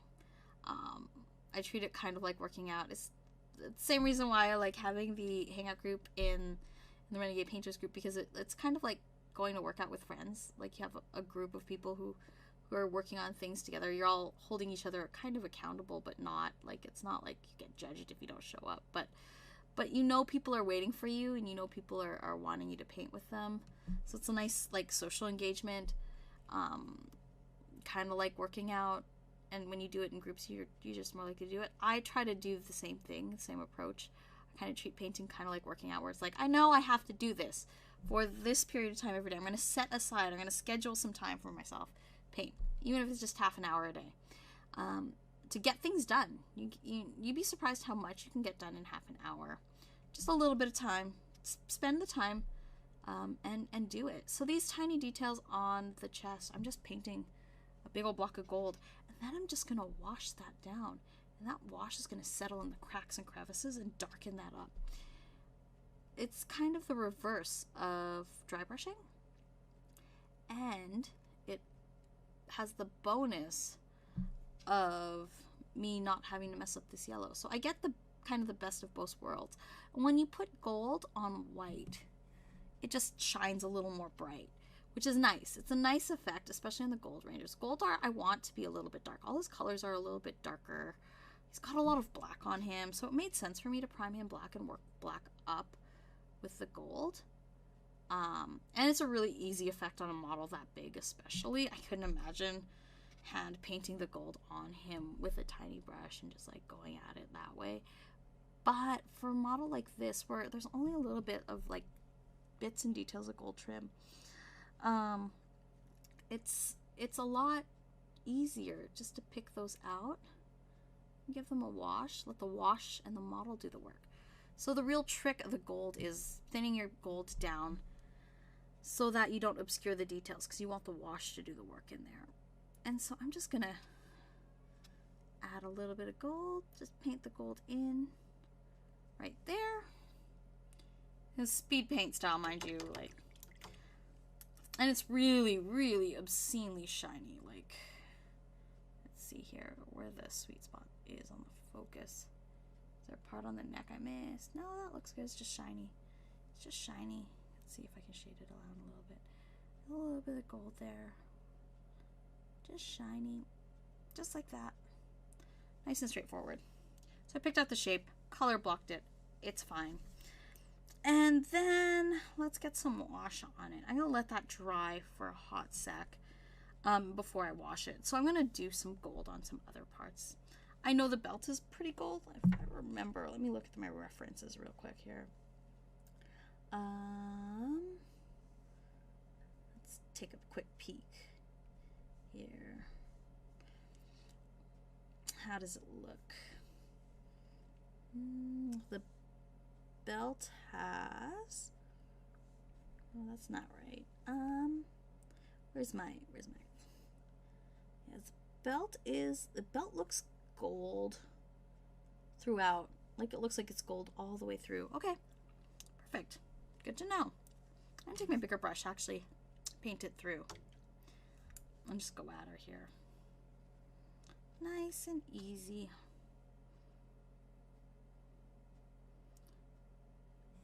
And again, I'm painting a pretty thin coat because I want the wash to do a lot of the work. I don't want globs of paint stuck in the belt buckle and getting lost because I'm gonna wash it, so I'm relying on the wash to do the heavy lifting. But the metallic will show through the wash and shine, especially on white, so that gold will look extra bright.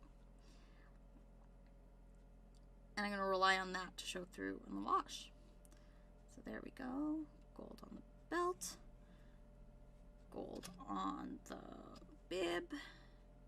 That bib should have had enough time to dry. That it looks pretty. It'll look pretty good. And we can get that wash on there. So let's do a wash. I'm just going to use strong tone. I've been mixing a couple washes. You can do the same thing with a brown wash. A little bit of brown and some water, but I'm just going to use a bottled mix for this one. And I'm just going to put it on and trust it. I'm going to use my tiny brush to do it, though, because I want it to be able to control where it goes. So let's put it on the bib here, and we'll see what the details look like afterwards. Let me take a quick peek in chat here, see what people are saying here. All right, let's have a look. So look at that. All the detail, all that filigree detailing on that bib is just popping right out. This is Strong Tone by Army Painter. It's a just brown wash. I know I've used it before. I used it on Gold Artist Gold last time after I dry brushed it too. Same stuff. I think this is a really versatile wash if you're doing a lot of painting. It's nice and easy to use. It looks pretty close to, it applies pretty close to the way it dries. And that's really important to me. So I'm putting this gold on. You can see it. There's the detail. There's the filigree. Didn't have to pick it all out. I let the wash do the work for me. I'll put a little bit more here and let that wash pick up. And if I get it on the white, I can just touch up the white. It's nice and straightforward. But it's wet enough to play with, so I can just wipe it off with my finger if I get it stray somewhere and I catch it right away. So that's always a good thing to do is if you have like wet Q-tips or wet paper towel or wet sponge even. I've used wet sponges to clean, like just have on hand and clean up if I know I'm gonna be doing a lot of washing. Help control my wash where it goes, what I want to do with it. So I'll just apply it there, and then I'm gonna apply it onto the back here, these details here. And I'm gonna do the same thing with the boots and the belt and stuff. So this is the same technique to apply the gold on. You'll have everything you need to do on this miniature once you get the white on and the gold on. And they're really, honestly, very easy to paint. So there you go. Did I dry brush? I wet paint. I did a wet layer of paint. I thinned down my gold. I applied it on top of the white. So I color blocked that whole area white.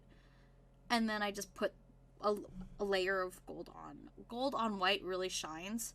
And so I'm relying on that gold, that bright gold, that quality of the gold on white to shine through when I paint on these details with the wash. And they do. They look pretty freaking good. I have to admit, I think that looks pretty solid. Solid gold even. That looks pretty good. I think I'm pretty happy with that. The details are popping through in the wash, and I can always do another layer if I really want. I'm trying to keep it from getting too heavy, so I'm moving it around a little bit while it's wet. This is not too splotchy, but I do want it to settle in those crevices there.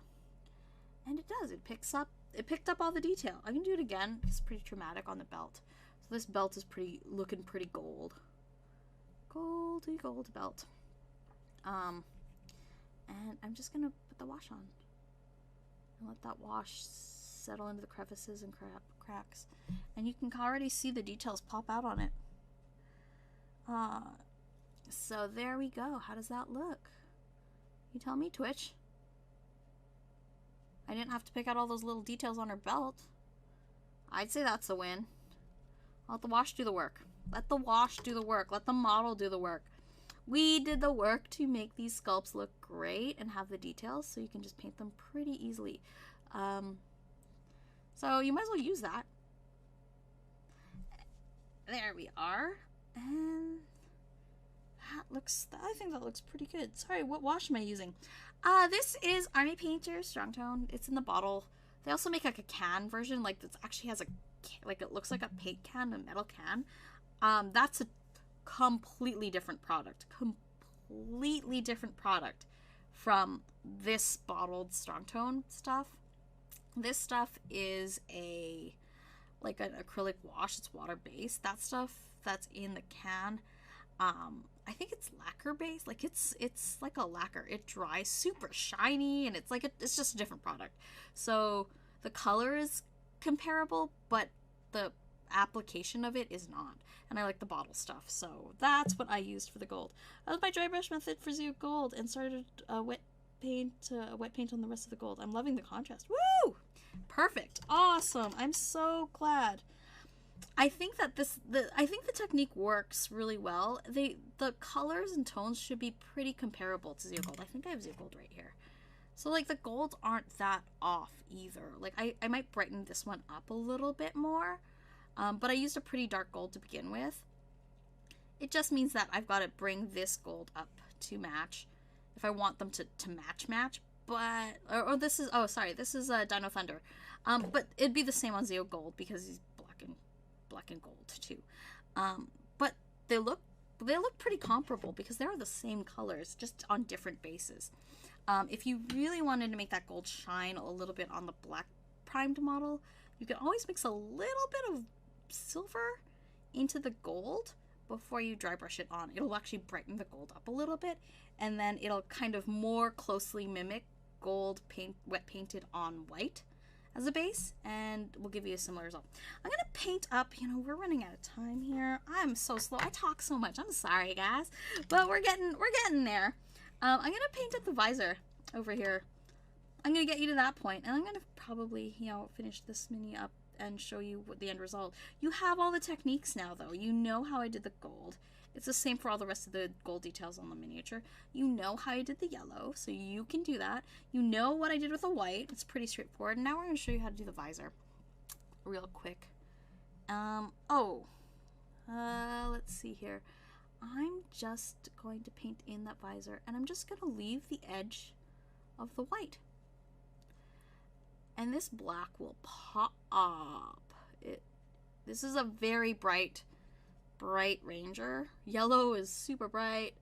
The gold is super bright. The white is super bright. And if I mess this up, I'm just going to paint the white on top of the black again and just go over it again.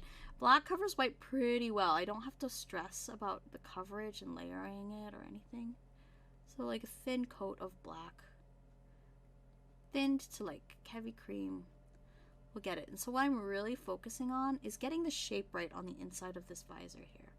So what I'm doing is I'm just going to come in here, and I've turned the model upside down because I can't reach this side of her head easily. I'm just going to paint that little circle, and I'm going to work my way outward from it while maintaining that white edge. And that's it. I'm not going to stress about it. I'm just going to try to keep that line smooth and clean and paint the impression of it. And up close, it might look just a hair jagged, just tiny amount, but just like this on tabletop, it looks right. It looks exactly right, and that's all you're shooting for, is you want it to look done, and that looks pretty good. The white is clearly delineated, the black is in the right shape, in the right place, and it looks pretty straight. It doesn't look wonky or crooked or anything, and that's all it is painting short strokes to keep the line straight on the top side is kind of the big thing you want to do. And then shaping those edges in the circle area on the ends of the space is the other big thing you want to do. You want to paint the shape so it's straight and it looks right. And the white detail on the edge, just stay within it. That's all you need to do. You just need to stay within it.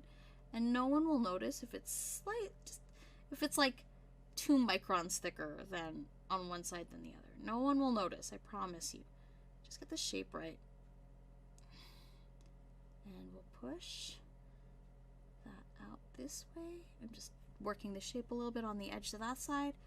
And I'm just gonna pull this edge, the top out a little bit, and good to go. I did not have to paint those tiny white lines.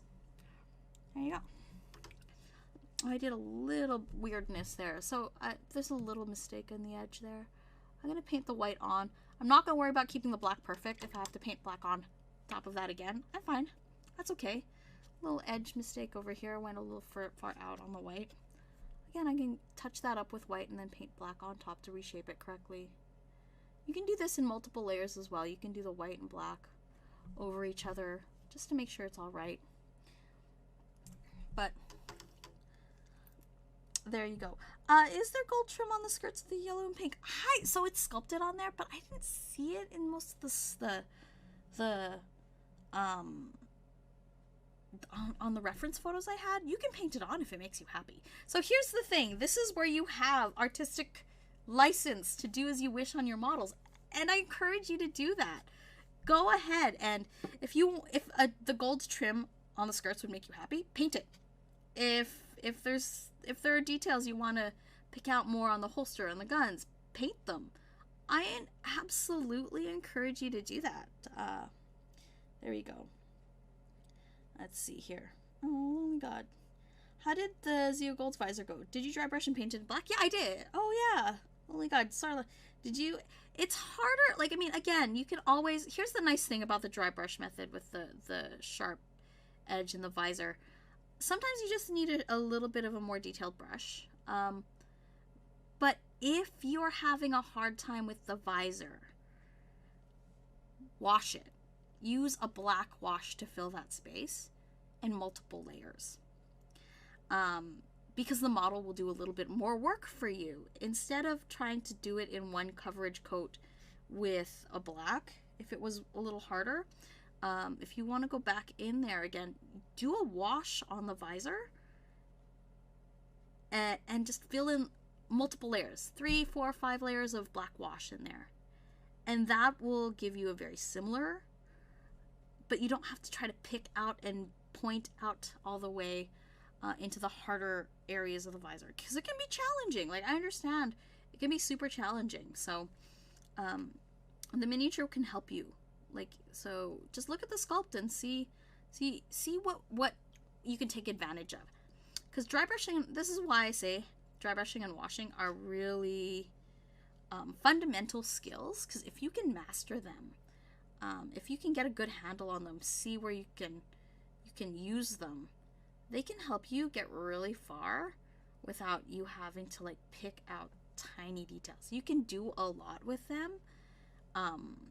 You can do a lot with them without having like fancy brushes or fancy paints. You can really make them work for you, and you'd be surprised all the applications a good wash and a good dry brush will take you. So there you go. Oh, Sarlacc, I don't know if my second message came through. What was your second message? Sarlacc Games? I'm sorry if I'm mispronouncing your Twitch handle, by the way. I'm just gonna paint the last of the gold on here, and I'll say we're pretty finished because we're at time. I just want to make sure that I have at least something to show y'all at the end of this stream. We were moving around a lot. We're doing a lot of base coating. It's generally how I paint. 2 hours is a hard amount of time if I like focus down on a couple minis for 2 hours.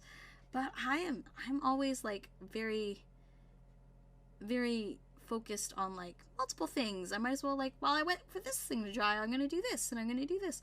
I always feel like I'm making more progress. Psychologically, that's how I'm wired. Other people I know are not wired that way. My partner in crime, who paints with me often, is not someone who's wired that way. He likes to work with like just like a couple of miniatures. Like, I'm gonna get this one done, and then I'm gonna get this one done, and I'm gonna get this one done. I think the max he limits is 3.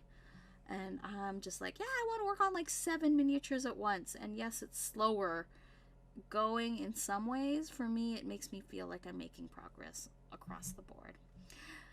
And then some gold on our nunchucks. I'm just going to paint those on right now, right here. Like that, like so. Pretty straightforward, pretty easy.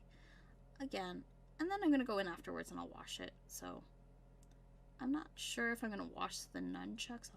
I'll decide that later. But I really do want to kind of get going on this stuff here and have something, yeah, nice to show y'all at the end. So there we are. And then I'll get the washes on the gold. Let's see here. There we are. Let's put the washes on. Before we end the stream, I want to get this done. But for the white and gold trim around the visors. Okay, go ahead. I failed fixing the name a year ago, never fixed it.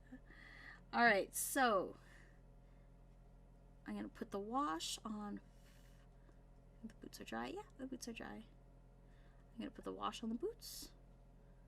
Boom, boom, boom. And put the wash on this boot here. Capture that triangle motif real quick. And boom, boom. There. Put a little bit of wash on this belt here. Take that shine down just a touch. Let's see, have a look. I'll take a toothpick and scrape that raised part with the detail paint. Oh, you could do that. I mean, listen, I've seen all sorts of techniques done on miniatures. I've done weathering with salt and hairspray. I have done, I've used spices on the bases of miniatures. It's really ingenious for me to see really interesting ways to approach a problem, and I think that's one of the things. There's no hard and fast rules to anything, and I think that's neat. Alright, so at the very least, we got Zeo Yellow most of the way done. I think she's looking pretty good. Let me double check here if there's any other details on her that I should be touching up or painting, but I think for the most part she looks pretty good. Alright, so Zeo Yellow. We got some eyeballs on Eye Guy, but we are going to definitely revisit him. And then I got all the base coats done on the rest of my figures, which is great. That's a good starting point. And then we just need to color block them and do the gold.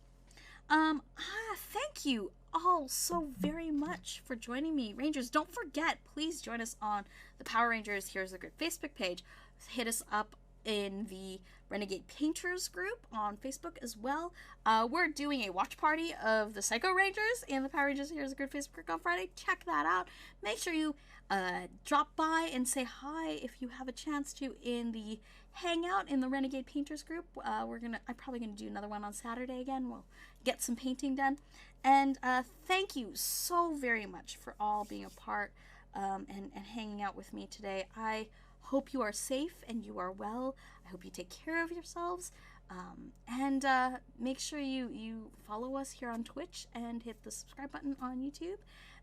Hit us up on all the social media, and don't forget to play your game. See you later, Renegades. Okay.